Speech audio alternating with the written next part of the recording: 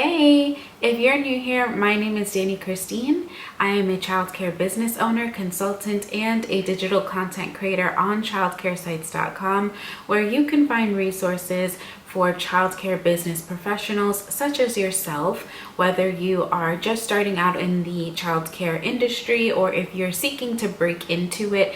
There are so many things on childcaresites.com that you can take advantage of, such as free webinars and their replays, as well as podcasts, worksheets, and just a whole bunch of other stuff. So I'll leave it linked in the description below where you can find those freebies that I was talking about on childcaresites.com.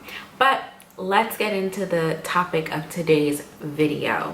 One thing that is a huge pain in the butt in managing a childcare center specifically, it's not so bad when you have a home daycare program, but even with that, if you have employees, I guess I should just blanket statement, when you have employees, specifically multiple employees, scheduling can be a big pain. And the reason for that is because as a leader, as an employer, you want to make sure that you're being fair and empathetic with other people's needs, specifically those people that are invested in your company by maintaining employment there. Employees naturally want to be treated fairly, and they want to have their own needs and their own priorities taken into consideration when you schedule them for work. Now, with that said, there is something that is like no other within the childcare business. It's called ratios. We have to maintain ratios as the owners or directors or administrators or what have you of a childcare business. If an employee wants to leave early, or if they needed to change their shift, or whatever the case may be, you can't make the call to say like, oh, that's fine. I mean, you could, but if you do and you don't have somebody else who is a person too with their own needs and priorities, if you don't have somebody else there to cover that person that is leaving or coming in late or not coming in at all, then you find yourself in a sticky situation when it comes to compliance with the regulations. You have to make sure that you are maintaining ratio, meaning the appropriate number of staff members authorized to supervise the children to the number of children. So for instance, in New York daycare centers, that is one teacher for every 4 babies under the age of 18 months, or one teacher for every 5 toddlers between the ages of 18 months and 3 years old, or one teacher for every 7 preschoolers in a classroom that has predominantly 3-year-olds. There's just so many different calculations that you have to remember as you administer a childcare business. And doing that while simultaneously trying to make sure that your teachers are happy with the schedules can sometimes feel overwhelming and impossible. And that's even more so the case if you have an extended day program. Now, in New York State, licensing considers traditional hours of care to be from, I believe it's 6 a.m. to 7 p.m., which is a 13-hour day.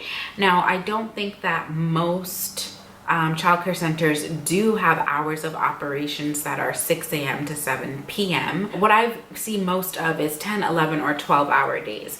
And in my centers, we do 12-hour days. We do 6:30 a.m. to 6:30 p.m.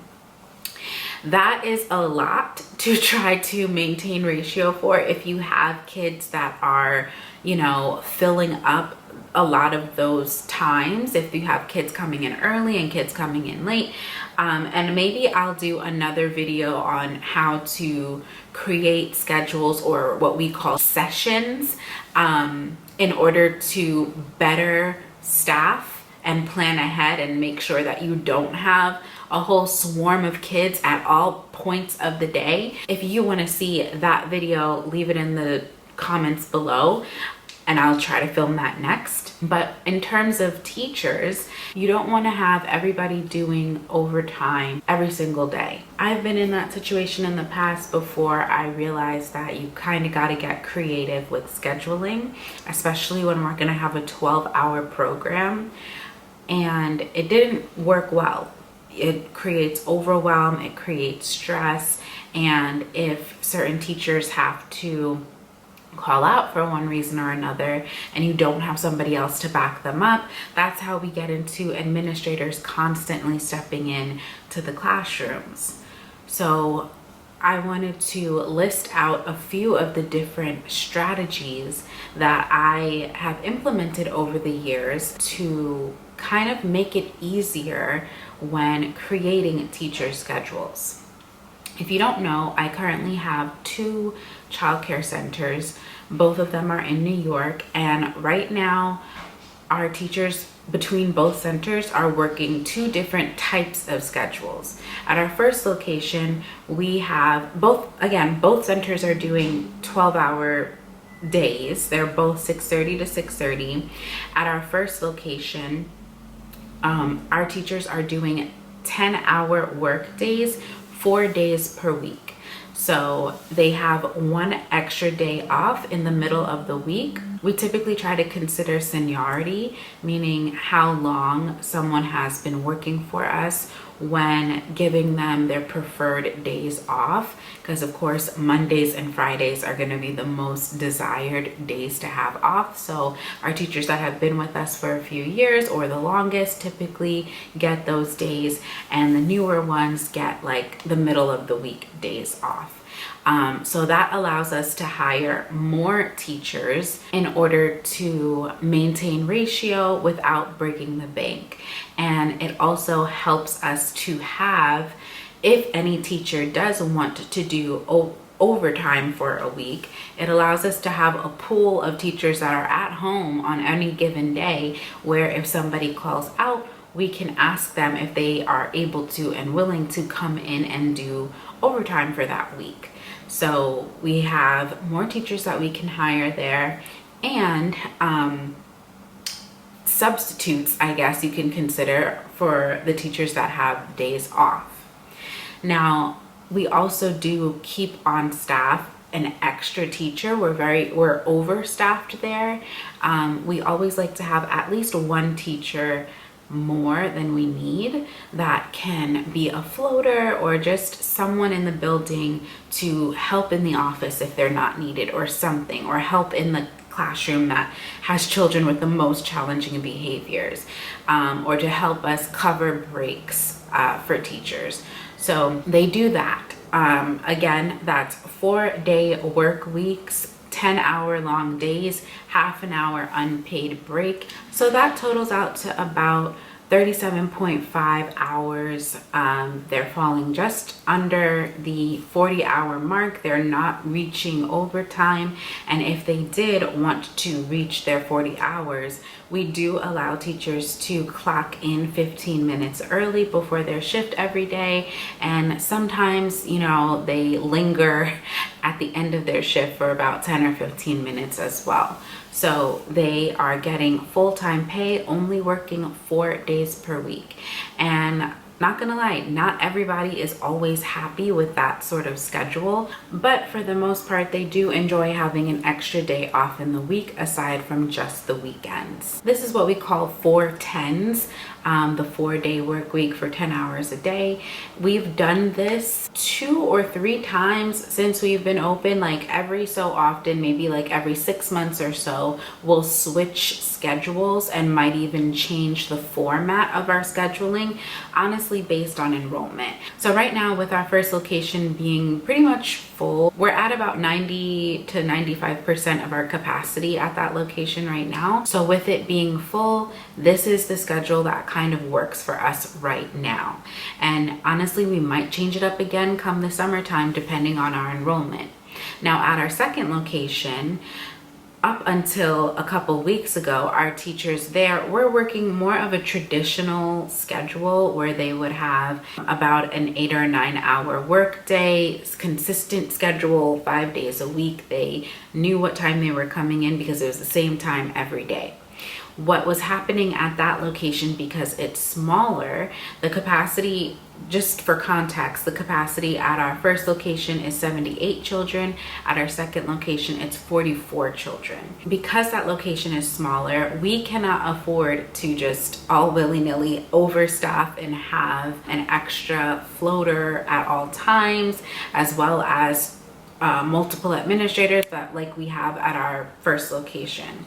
So what was happening with teachers working a traditional schedule is that they were having a hard time with break coverage if even one person called out. We do want our teachers to be able to leave the classroom and have a break, go outside if they want to, go into our break area if they want to. And if we are constantly short staffed because we can't afford to have a floater because of the way the schedules are, that's a problem. So what I came up with a couple weeks ago was that we would have short days and long days. So we have about a 6-hour day and a 10-hour day. And we have it set up so that our teachers in most of the rooms over there, there's 3 shifts for every room, where there's an opening teacher working the first 6 hours of the day, a closing teacher working the last 6 hours of the day, and a midday teacher that's working 10 hours a day in the middle. So we maintain ratio, and we also have 2 teachers, the 6-hour shifts, that do not require a lunch break. If I'm not mistaken, the labor laws in New York State specifically, make sure you check your local labor laws, only require a break if an employee is working more than 6 hours. So we have it set up so that there's an overlap between the opening 6-hour teacher and the closing 6-hour teacher, where they'll both be there so the 10-hour teacher can get a break, if that makes sense. Hopefully you followed along with that. So nobody needs to step into that room anymore to cover breaks, meaning our director or administrative assistant or a floater. Nobody would need to do that anymore. So that saves us there. And we only need to have our administrative assistant or a floater or somebody be there in the event that a teacher calls out. So that saves us a lot of headache. It left room in our budget where we could bring on more teachers, and it solves the problem of break coverage and ratio. Maintaining ratio is most important, and that's a problem that, you know, is universal within childcare that I have noticed. I want to make sure that you don't feel like you have to be stuck in a box of like traditional hours and scheduling and things like that. You have options, and if something isn't working for you, it's perfectly fine to try to test something else out. I know that when we think of education and school, we think of like traditional school hours, and we think that that's what our teachers are expecting to work. But this is not like the regular public school system. If you have a childcare business and your business operates outside of traditional school hours, you need coverage for those hours. And unfortunately, not every teacher can have that perfect 8 a.m. to 3 p.m. schedule, or a 9 to 5 or something like that. So if you're just starting out, or if you're considering the schedules for your new employees in your upcoming business or something, or if you've been in the business for a while and you just think that there should be more room in your budget, or if you're trying to reduce your payroll costs, your scheduling could be the issue. If you feel like you need to have 5 or 6 floaters or substitute teachers, it's probably just an issue with your scheduling. So try something new. And the way that I introduce a new scheduling concept to my staff is by trying to tell them as early as possible. I try to give them at least a couple weeks notice that it is going to be changing, and I explain the reason why. Not gonna lie, sometimes they don't always understand, or they repeat asking the same questions, or they will literally say like, oh, but this is more convenient for me, can I just do this schedule? Meaning the one that they're currently doing. Some don't understand why you're doing what you're doing, and that's okay. It's not for them to understand. But just like most other jobs that are hourly paid, there are changes in schedules. If you think about retail or fast food or restaurants, like sometimes they don't even know their schedule until the day before for the following day, or they get their schedule a week in advance that's completely different than the following week, or you know, they don't get any hours at all one week to the next. So it's just important to communicate that we need our staff to be flexible. And that is something that we bring up in our interviews as well. I didn't used to in the beginning of us first starting out a few years back, but now every time I have an interview, I am sure to ask about flexibility. I let our candidates know that our program is open 6:30 a.m. to 6:30 p.m. The question that I ask each employee applicant during their interview process is just like this. Our program is open 6:30 a.m. to 6:30 p.m. Do you have any other job, school, or personal obligations that would cause you to not be able to work any scheduled shift between those hours? Just like that. It's very simple. And sometimes they will say, yes, I have X, Y, and Z. Sometimes they say, no, I'm completely free, and they change their mind later. But what's important is that you do ask that question up front and hold them accountable for it in the future if there is an issue. And not to say that things can't come up or things can't change, but communication is key, and trying to be as clear as possible will be helpful. That's all I have for today's video. Like I said before, if you would like to know about how I do different shifts of care in order to keep our schedules intact and make sure that we are in compliance by maintaining ratio, leave it in the comments below. Be sure to like this video if you did. It really helps me out. And I would love it if you joined my Facebook group. I have a Facebook group called Childcare Clubhouse. If you have Facebook, join it. If you're not subscribed to this YouTube channel, what are you even doing here? Please click subscribe. There's tons of other videos that you can watch on this channel related to the childcare business, and so much more to come. I will see you guys in the next one. Bye-bye.